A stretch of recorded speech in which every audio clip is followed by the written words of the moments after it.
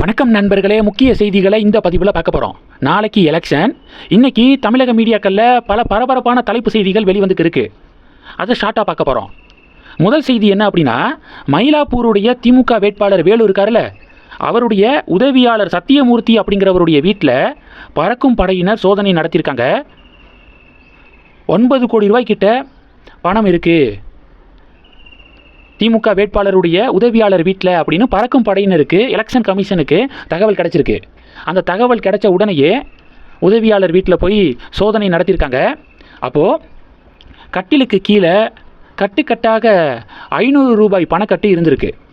அது எல்லாத்தையும் பறிமுதல் பண்ணியிருக்காங்க. இப்போ அந்த பணத்தை எண்ணக்கூடிய பணி நடந்துக்கிருக்கு அப்படிங்கிற செய்தி கிடச்சிருக்கு. இது மயிலாப்பூரில். இன்னொரு பக்கம் பார்த்தீங்கன்னா, குன்னம் தொகுதியில் திமுக நிர்வாகி காரில் 2,44,00,000 ரூபாய் சிக்கியது அப்படிங்கிற செய்தி இன்னொரு பக்கம் குன்னம் தொகுதியில். இது பத்தாதுன்னு கோவை தெற்கு தொகுதியில் ஓட்டுக்கு 5,000 ரூபாய் திமுக சார்பில் வழங்கப்படுது, இந்த தேர்தலை கேன்சல் பண்ணணும் அப்படின்னு அதிமுக வேட்பாளர் அம்மன் அர்ஜுனன் தர்ணா போராட்டத்தில் குதிச்சிருக்காரு.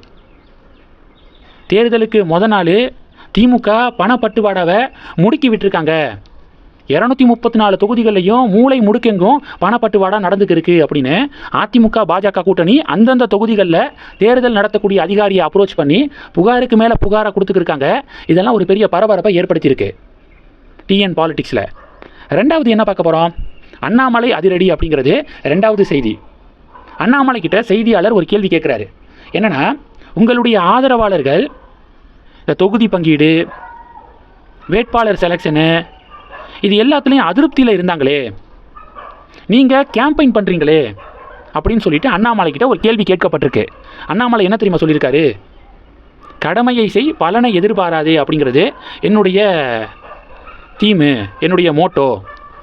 நம்மளுடைய கடமையை செய்யணும், ரிசல்ட்டை பற்றி கவலைப்படக்கூடாது. இப்போ என்னுடைய கடமை என்ன, பாஜகவுடைய தொண்டர் அப்படிங்கிற முறையில் மூளை முடுக்கெங்கும் முடிஞ்ச அளவு பாஜக இருக்கக்கூடிய கூட்டணிக்காக கேம்பெயின் பண்ணுறது தான் என்னுடைய கடமை. அந்த கடமையை நான் பார்த்துருக்கேன், இது எல்லாத்தையும் எலெக்ஷன் ரிசல்ட்டுக்கு பிறகு பேசலாம் அப்படின்னு அண்ணாமலை சொல்லியிருக்காரு.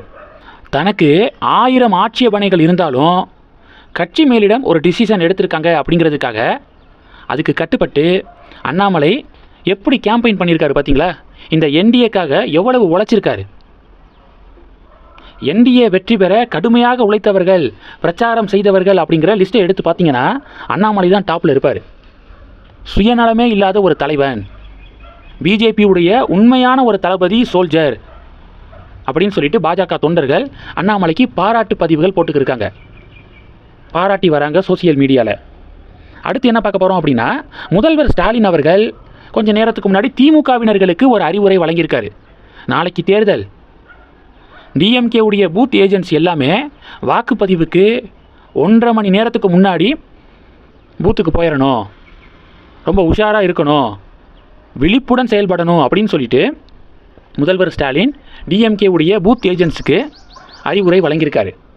உடனே பாஜக அதிமுகவை சேர்ந்தவர்கள் எப்படி இதுக்கு ரியாக்ட் பண்ணுறாங்க அப்படின்னா, நாங்கள் பேச வேண்டிய டயலாகெல்லாம் முதல்வர் ஸ்டாலின் பேசுகிறாரு, திமுக காரங்கக்கிட்ட இருந்து முதல்ல நாம தான் விழிப்புடன் இருக்கணும், நம்ம பூத் ஏஜென்ட்ஸ் தான் விழிப்புடன் இருக்கணும் அப்படின்னு சொல்லிட்டு பதிவுகள் போடுறாங்க.